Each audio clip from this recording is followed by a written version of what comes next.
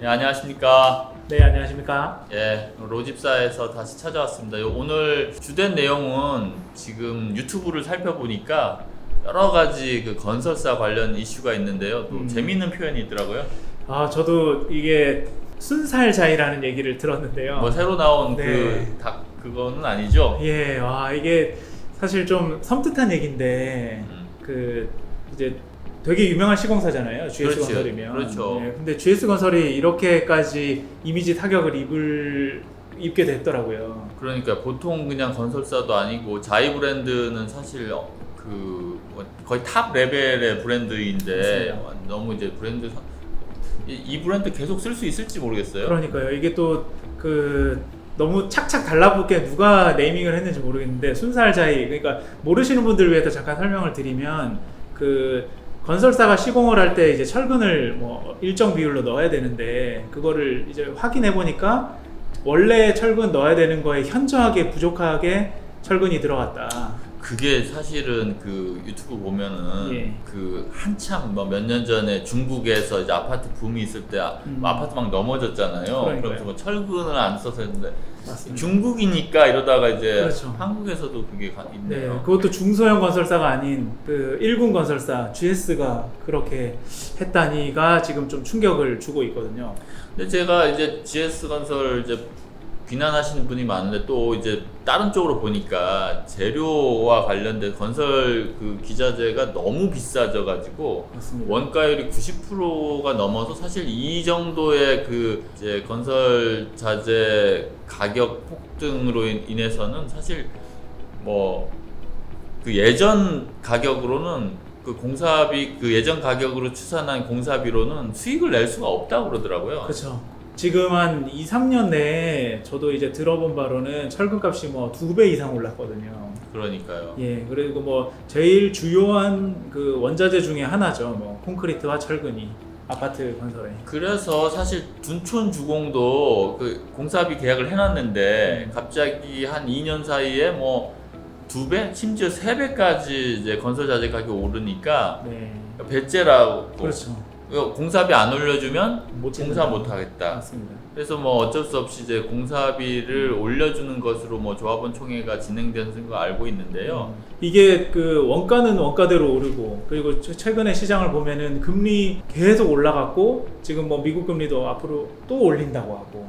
그러니까 지금까지는 뭐 코로나 때 이제 주택 가격이 엄청 올랐는데 뭐 주택이 좋아져서 올른 게 아니라 돈이 많이 풀리니까 화폐 가치 하락으로 인해서 착시적으로 돈이 가격이 이제 주택 가격을 밀어 올린 건데 그렇게 해서 많이 올라갔다가 이제 돈 가격이 지금 유동성을 축소시키면서 금리를 올리니까 돈이 이제 빠져나오면서 다시 이제 주택 가격이 하락을 하고 있거든요. 그러니까 맞습니다. 건설 자재는 계속 높은 상태로 있고, 그다음에 이제 분양되는 주택 가격은 계속 빠지고 있으니까 결국 이중고에 시달리고 있는 거죠. 그렇죠. 그래도 분명한 거는 안전을 포기하면은 안 되는 거였는데 GS 건설이 본인 혼자서 그랬는지 지금 뭐 해명을 하고 있는데 뭐 자기 이제 하도급사들이 있을 거잖아요. 뭐 하도급사가 했는지 물론 그래도 이제 GS 건설이 책임이 없는 거는 아닐 테고. 근데 저는 그 생각도 해봅니다. 과연 GS만 그런가? 그러니까요. 네. 이게 GS가 할 정도면 다른 중소형 건설사는 이익을 내기 위해서는 어떻게든 이익을 내야 되는데 손해보면서 집 지을 수는 없지 않습니까? 맞습니다. 그래서 어떻게 했는지 뭐 전수조사를 하기는 지금 어려운 상황이고요. 그러니까 하여튼 지금 그렇기 때문에 건설사가 사실은 새로운 수주라든지 새로운 매출이 없어요. 쉽지 않죠. 분양도 안 되고 PF도 안 되고 뭐 이런 상태에 새로운 뭔가 수익원을 찾는다는 거는 굉장히 향후 한 3년 내에는 뭐 뭘 찾기가 쉽지는 않은 상황입니다. 아니 그래서 그러면 이제 소는 누가 키우냐 이런 말이 그렇죠. 있는 것처럼 그러면 이제 임대료 누가 내고 건설사 이제 임직원들 급여가 뭐 보통이 아니잖아요. 그렇죠. 그런 걸 어떻게 충당해야 되느냐 이렇게 해서 유튜브 보면은 이제 겁을 주는 얘기들이 너무 많고, 그리고 실제로 뭐 보시면 이제 좀 틀어드리면 이게 재밌으니까 뭐 저희가 나중에는 이제 이 로집사에서 이런 것들도 조금 뭐 많이 좀 영상도 또 저희가 또 이렇게 분석을 해드리고 예, 또 그러려고 비평도 하는데 해드리고 네네. 이렇게 공사비가 크게 오르고 금융시장 상황도 좋지 않아서 다 보면 급등한 곱상에 뭐 몸살이 한다 이런 것도 있고 네네네.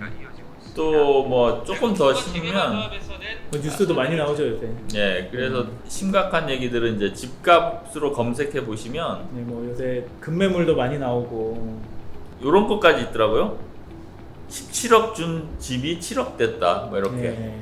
그러니까 이만큼 지금 이제 엄청나게 이제 겁을 주고 이제 상황이 안 좋다는 걸 하고 있는데 건설사도 그렇고 이런 유튜브의 내용을 보면은 다 상황이 안 좋은 상황 인식은 하는데 개인 자기의 현재 상황에 있어서 예. 자기가 뭐 연끌을 해서 집을 샀는지 아니면 임대인인지 아니면 뭐 여러 가지 상황이 각자 다르지 않습니까? 그렇죠. 그리고 또 법인도 지금까지 벌어둔 돈은 얼마가 있는지 지금 새로 수주장고는 얼마인지 이런 거에 따라 가지고 이 전망에 따른 그 위기 대응 경영 관리 방식, 영어로 하면 컨틴전시 플랜이라고 하는데 이 플랜이 있는지 없는지 이게 중요한 것 같습니다. 그렇죠. 앞으로 계속 이런 상황이 계속 된다고 뭐 예측이 되고 있는데 그럴 때 그러면 나는 어떻게 해야 되는가?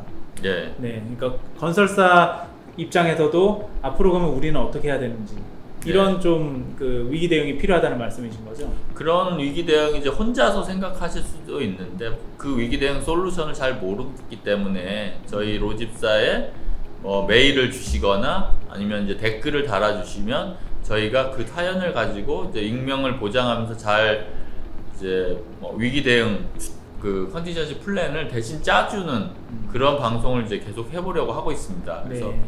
특히 뭐 저희는 이제 회생 전문가로 또 구조조정 전문가이기 때문에 건설사라든지 시행사의 지금 상황에서 언제 타이밍에 어떠한 행위를 해야 된다, 더 이상 뭐 못 버틴다, 뭐 이런 거에 따라 가지고 이제 그냥 막연히 자금을 구하러 돌아다니는 게 아닌 구조적으로 이 체질을 개선할 수 있는 그런 솔루션을 상담해 드리도록 하겠습니다. 그러니까 큰 방향으로 봤을 때는 지금 그냥 그대로 있기보다는 뭔가 액션을 취해야 된다. 네. 이거는 어느 정도 느끼고 계실 텐데.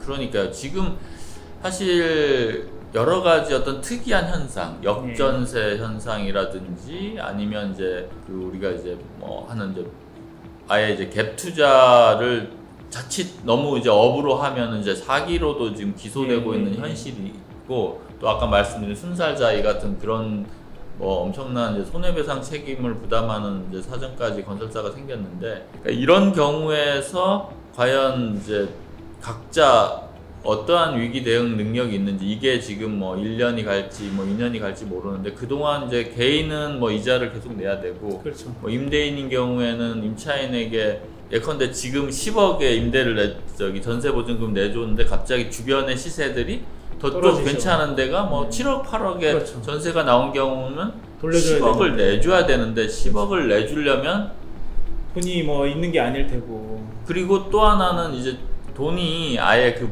부동산 가격을 떨어지기 때문에 그렇죠. 담보를 해가지고 돌려줄 수도 없거든요. 맞아요. 담보 여력도 떨어졌고. 네.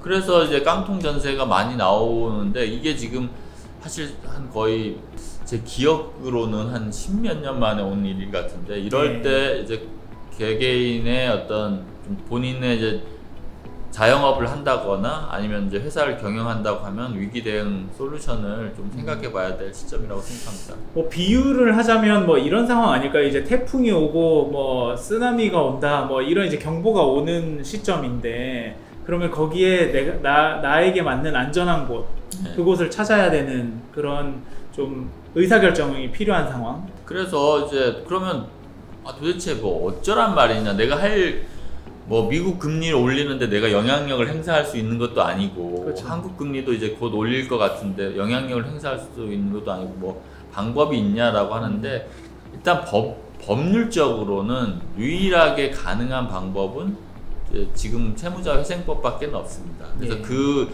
채무자회생법이 다양한 또 내부에 여러 가지 솔루션을 갖고 있거든요. 그래서 채무자회생법을 잘 아는 전문가에게 상담이 필요하신 거고 그리고 뭐 개인의 경우에는 뭐 유튜브를 통해서 뭐 많이 아마 자료를 이제 보실 수도 있는데 그 경우에 이제 당장 아니더라도 좀 다른 방법, 자산을 일부를 어떤 식으로 매각하거나 뭐 아니면 매도를 하고 나서 본인이 임차를 하거나 하는 다양한 방법은 이제 세무자회생법 좀 아는 분들이 좀 조언을 해줄 수 있다고 생각하고요. 네.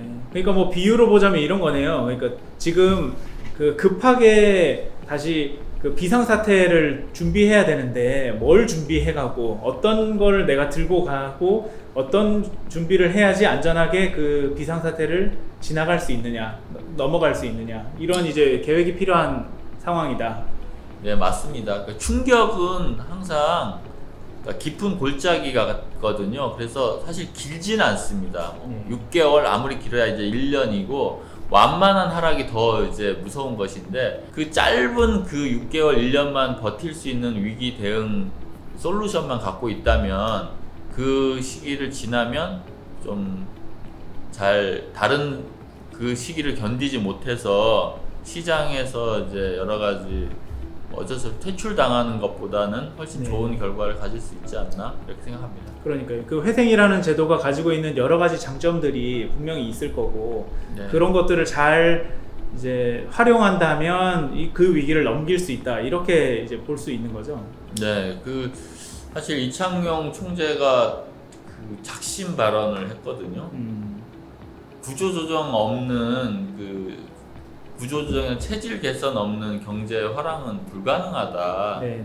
그러니까 이제 정부가 뭐 표를 의식해서 구조조정을 안 하고 이제 금리를 사실상 약간 못 올리게 하는 것도 있는 거거든요. 금리를 올리면 이제 더 이상은 이제 버틸 수가 없으니까. 그렇죠. 그래서 지금 뭐 곧 총선이 있는데 총선 전에 뭐 회사가 줄도산하면 다 뭐 근로자들은 다 이제 직장을 잃잖아요. 그렇죠. 그렇기 때문에 이제 뭐 어쩔 수 없이 계속해서 뭐 자금을 풀고 금리를 좀 계속 유지하려고 하는데 그게 한계까지 왔기 때문에 그 총재가 그런 표현을 썼더라고요.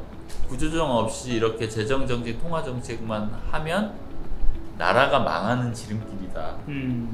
이게 총재 입에서 나온 얘기로 유튜브에 회자되고 있습니다. 그래서 구조조정과 관련된 이 시기에 개인이나 아니면 법인 경영하시는 분들은 좀 구조조정 솔루션에 대해서 생각해보는 기회가 됐으면 좋겠고 저희 로집사 채널에 좀 댓글로 많이 사연 올려주시면 그리고 홈페이지도 있으니까 사연 올려주시면 저희가 그거에 대해서 잘 사례를 재구성해서 답변해 드리도록 하겠습니다. 네네. 그래서 뭐 지금 이런 위기에 대한 고민이 있으신 분들, 그런 분들에 대한 저희가 사례들을 뭐 신청을 받고 그거에 따른 또 아주 적절한 그런 솔루션을 제공해 드릴 수 있도록 또 노력하도록 하겠습니다. 네, 감사합니다. 네, 감사합니다.